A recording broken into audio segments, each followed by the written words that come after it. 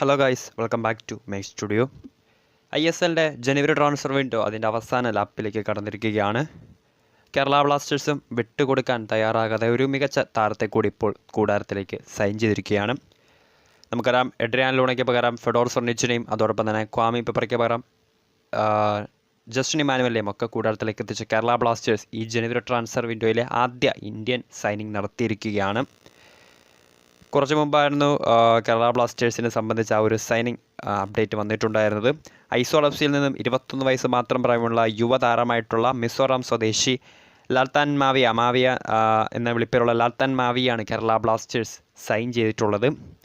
Kerala Blasters has signed on A multi year contract 2 വർഷത്തെ കരാറിലേക്കാണ് യുവതാരത്തെ കേരള ബ്ലാസ്റ്റേഴ്സിൻ്റെ sporting director Karolis കിൻകിസ് ഇപ്പോൾ sign ചെയ്തിട്ടുള്ളത്.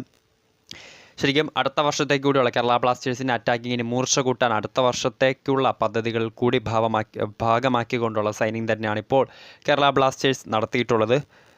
നമുക്കറിയാം, ജനുവരി ട്രാൻസ്ഫർ വിൻഡോ അവസാന ലാപ്പിലേക്ക് കടന്നിരിക്കണം. അതിന് വളരെ കുറച്ച് മണിക്കൂറുകൾ മാത്രമേ ഉള്ളൂ ജനുവരി ട്രാൻസ്ഫർ വിൻഡോ അവസാനിക്കണം. സോ അങ്ങനെ അതിൻ്റെ അവസാന മണിക്കൂറിൽ അടുത്ത ISL സീസണിലേക്ക് കൂടിയുള്ള ഭാവി പദ്ധതികൾ ഉൾക്കൊള്ളിച്ചുകൊണ്ടുള്ള ഒരു മികച്ച യുവ അറ്റാക്കിംഗ് പ്ലെയറെയാണ് ഇപ്പോൾ കേരള ബ്ലാസ്റ്റേഴ്സ് തങ്ങളുടെ കൂടാരത്തിലേക്ക് എത്തിച്ചിട്ടുള്ളത്.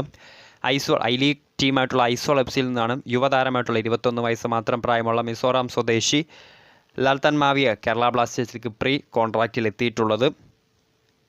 അടുത്ത 2 സീസണുകളിൽ ലാൽത്താൻ മാവിയുടെ സേവനം കേരള ബ്ലാസ്റ്റേഴ്സ് നിലയിലുണ്ടാകും.